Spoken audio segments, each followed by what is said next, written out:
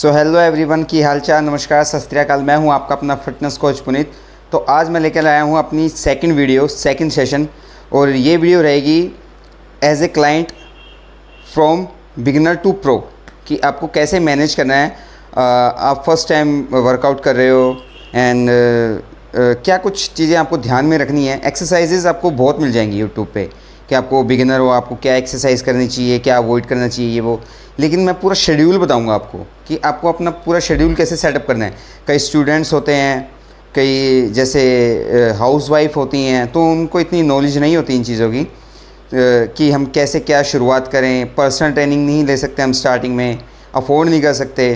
तो क्या कुछ बेसिक चीज़ें आपको शुरू में ध्यान रखनी है वो आपको बताऊँगा। एंड जैसे जैसे मेरे धीरे धीरे सेशन आएंगे आगे, तो मैं आप लोगों को एज ए क्लाइंट भी बताऊंगा कि आपको क्या परफॉर्मेंस रखनी है जिम में, और एज ए ट्रेनर भी बताऊंगा। तो ये आज वाला टॉपिक है जो सिर्फ क्लाइंट के लिए रखा है मैंने। एंड जो नेक्स्ट टॉपिक आएगा मेरा, वो एज ए ट्रेनर रखूँगा मैं कि ट्रेनर को एज ए पर्सनल ट्रेनर या ट्रेनर हो, उसको क्या कुछ चीज़ें ध्यान रखनी है। ये हमारा रहेगा topic as a beginner client जिनको नॉलेज नहीं है अबाउट फिटनेस कि हमें क्या कुछ शुरुआत से शुरू करना चाहिए। तो चलो स्टार्ट करते हैं। फर्स्ट ऑफ ऑल, क्लाइंटों को दिक्कत कहाँ आती है, क्या दिक्कत रहती है कि जैसे मान लो मैं बिगिनर हूँ, मैं स्टडी वगैरह कर रहा हूँ कहीं बाहर, और थोड़ा फिटनेस फ्रीक भी हूँ, थोड़ा चाहता हूँ कि बॉडी थोड़ी फिट हो, ये हो, स्टेमिना बना रहे, एंडोरेंस लेवल अच्छा हो, एक फिटनेस मेंटेन रहे मेरी। तो शुरू में मुझे क्या करना होता है, अब आप जिम में जाते हो, जैसे अब कई जिम्स में क्या होता है, कई जिम्स में होता है कि ट्रेनर को सिर्फ ये होता है, मोस्टली ट्रेनर ऐसे होते हैं कि उनको ये होता है कि भाई पीटी लेगा तो कराऊँगा, पर्सनल ट्रेनिंग लो आप, ऐसे ऐसे होता है। अगलों का भी काम है, वो भी ठीक है, लेकिन कभी कभार कुछ ज़्यादा हो जाता है तो इससे क्लाइंट भी बिगड़ सकता है। तो ये चीज़ ध्यान रखना। लेकिन चलो वो टॉपिक अलग है, वो उस पर भी बात करूँगा मैं।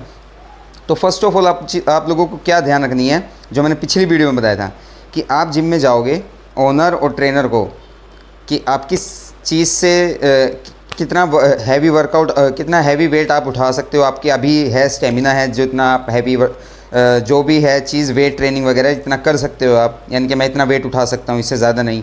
एंड मुझे क्या कुछ चीज़ें करने से डर लगता है, जैसे कहीं होते हैं जंपिंग जैक नहीं करते, हाई नीज करते, नी में प्रॉब्लम होती है या लोअर बैक में इशू रहते हैं। तो ये चीज़ें सारी आपको डिस्कस करनी है कि भाई ऐसे ऐसे है और मेरा ऐसे परफॉर्मेंस रहनी चाहिए, ऐसा वर्कआउट शेड्यूल होना चाहिए कि इस पर प्रेशर ना आए। सेकेंड थिंग, जिम में क्या होता है कि आप जैसे बिगिनर हो गए, अब ट्रेनर क्या होते हैं, ट्रेनर इतनी माथापच्ची नहीं करेगा भाई आपके साथ कि हाँ अच्छा बताओ। आप जनरल क्लाइंट होगे तो अच्छा यही है, हाँ ठीक है, मैं आपके लिए नोट करके लाता हूँ, आप ये करना, इतना नहीं करेगा वो आपको बेसिक बता देगा।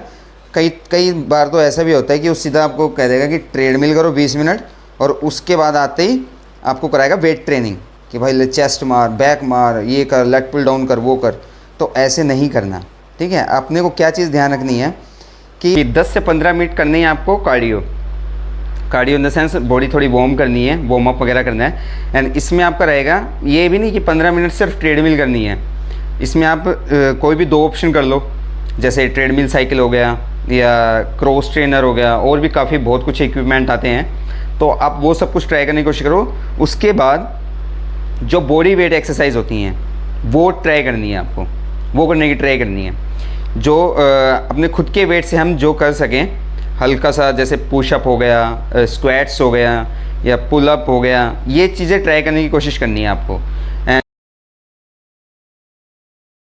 नंबर 3 क्या रहेगा कि आपको जब आप स्टार्टिंग की आपने जिम की, उसके 3 से 4 महीने के अंदर आपको पुशअप, पुलअप एंड स्क्वाट्स, ये तीनों एक्सरसाइजेज आ जानी चाहिए। खुद के बॉडी वेट एक्सरसाइज होती हैं ये आपको, ये तीनों बहुत ज़रूरी हैं। ये ज़रूरी इसलिए हैं कि आप इन द फ्यूचर जब वेट ट्रेनिंग पे आओगे, साथ में रखनी है। यानी कि ये लगा लो आप कम से कम 15-20 दिन या 1 महीना आपको वेट ट्रेनिंग नहीं करना जिम में, चाहे आपका गोल फैट लॉस हो या वेट गेनिंग हो, या आपको आपकी मसल गेन करनी हो, या कुछ भी है, बॉडी बिल्डिंग भी है, कुछ भी है। आपको शुरू में जाते ही, बिल्कुल बिगिनर के लिए बता रहा हूँ मैं सारी चीज़ें, तो आपको शुरू में जाते ही वेट ट्रेनिंग नहीं करनी। ये मसल्स पे बहुत बुरा इफेक्ट डालती हैं ये चीज़ें। तो इसलिए मैं ये कह रहा हूँ कि आप 15-20 दिन, 25 दिन पुशअप, पुलअप, स्क्वाट्स करके अपनी बॉडी को उस लायक बनाओ कि हाँ वो चीज़ कर सके। और उस वो मसल, अब आप बिगिनर हो बिल्कुल, आपने कभी ये मूवमेंट की नहीं, आप एकदम से जाके करोगे तो मसल कहेगी ना भाई ये क्या हो रहा है मेरे साथ। तो पहले उसको धीरे धीरे जगाओ कि हाँ भाई तेरे पे वर्क करना शुरू कर रहा हूँ मैं। तो ऐसे ऐसे ऐसे करके आपको अपनी बॉडी की मूवमेंट और पोस्चर को ठीक करना है, ताकि आप जब वेट ट्रेनिंग करो तो आपकी बॉडी का पोस्चर ख़राब ना हो और जिससे इंजरी के चांसेस आपको ना हो।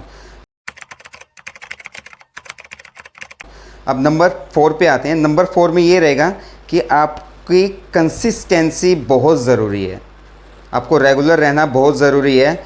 ये नहीं कि हफ्ते में 1 बार 2 बार वर्कआउट कर रहे हो और फिर नहीं कर रहे। अब बिगिनर में सबसे देखो, मैं सबसे चीज़ मेरे साथ भी हुआ था जब मैंने बहुत पहले वर्कआउट शुरू किया था, मेरे बड़े भैया हैं उनके साथ भी ये हुआ था। तो बिगिनर में हमारा बताऊँ क्या होता है, शुरू में जोश बहुत होता है कि हाँ यार मेरे को तो वर्कआउट करना है, ये बॉडी शॉडी बनानी है, ये करना है वो करना है, एब्स निकालने हैं, डाइट गई तेल लेने हैं, आज रात को पार्टी कर रहे हैं, कल सुबह का जिम स्किप कर रहे हैं। शुरू के 1 हफ्ते आप जाओगे, 1 हफ्ते भी ज़्यादा ही बोल दिया मैं 3 दिन गया था शुरू में, 3 दिन गया जोश में। उसके बाद वही पता था नहीं, इतना हैवी वर्कआउट करा, उसके बाद बॉडी टूट रही सारी अंदर से, ऐसे बीमार सा हो गया मैं, बिल्कुल ऐसे बुखार हो गया था मेरे को। फिर मैं गया नहीं, फिर फीस दे दी मैंने सारी जिम में। तो मैं कहा हाँ जाएंगे। मम्मी रोज़ मेरे को बोलती थी, मेरी मम्मी, कि भाई बेटा चल जा, क्या बात, पैसे दे रखे हैं ये। हाँ जाएंगा मम्मी, जाऊँगा। मैं गया ही नहीं। वो काफ़ी पहले की बात है, तब मेरे को इस चीज़ का ना इतना नॉलेज था, ना मैं इस लाइन में कभी सोचा था कि आऊँगा। तो सबसे मेन चीज़ है कंसिस्टेंसी, रेगुलर होना। वो अगर आपने कर लिया ना, अगर आप 3 महीने रेगुलर जिम गए ना, सेम उसी टाइम पे, ये नहीं कि आज सुबह 5 बजे जा रहे हो, कल शाम को 6 बजे जा रहे हो, नहीं, एक ही टाइम रखना, ताकि बॉडी रिकवर होने में भी वो टाइम ले। ये नहीं कि आज शाम को 6 बजे गए हो, कल सुबह 5 बजे जा रहे हो, तो बॉडी को रेस्ट भी तो ज़रूरी है ना। तो इसलिए कंसिस्टेंसी ज़रूर रखना, अगर आपको अपनी बॉडी से प्यार है और आपको कुछ गोल अचीव करना है तो। Number 5, rest and diet. ये दोनों चीज़ें बताऊंगा मैं आपको। आप सिर्फ बिगिनर के हिसाब से है पूरी वीडियो। तो रेस्ट कैसे लेना है आपको, कम से कम 6 घंटे तो रेस्ट लेना ही लेना है। 6 घंटे की नींद ज़रूरी है ही है। चाहे आप सुबह वर्कआउट करते हो तो आपको जल्दी सोना पड़ेगा, या शाम को करते हो तो भी आपको रेस्ट ज़रूरी है, 6 घंटे कम से कम। और अगर 7-8 घंटे लेते हो तो और अच्छी रहेगी।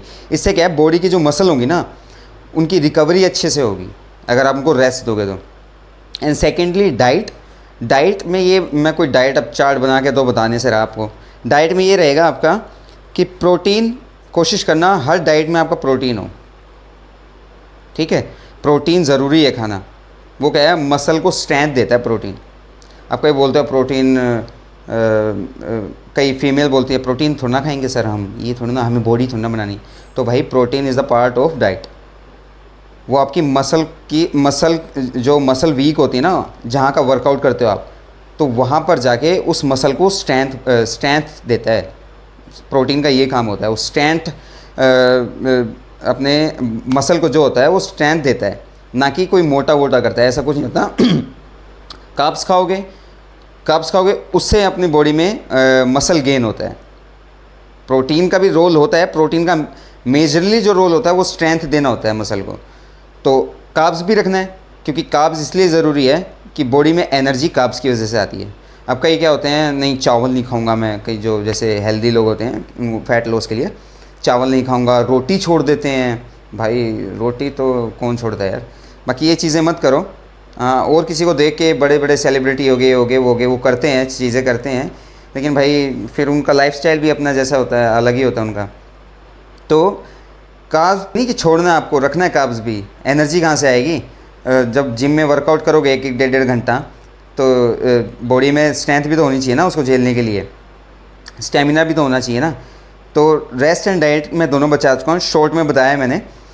सो आज हमारी ये वीडियो थी कि as a beginner how to make my own schedule, और मुझे क्या क्या चीज़ें बातें ध्यान में रखनी चाहिए एज ए बिगिनर। आप जिम में जाते हो तो या वर्कआउट करते हो तो, कि मुझे क्या क्या गोल सेट रखने हैं, क्या क्या चीज़ें ध्यान में रखनी हैं, तभी मेरी बॉडी रिकवर हो पाएगी और अपने गोल को अचीव कर पाएगी। तो वीडियो कैसी लगी कमेंट करके ज़रूर बताना। अगर अच्छी लगी तो लाइक ज़रूर करना, सब्सक्राइब ज़रूर करना चैनल को, और ऐसे अच्छे टॉपिक ही आते रहेंगे। और मैं ट्राई करूँगा कि वीक में 2 से 3 वीडियो ज़रूर आए मेरी।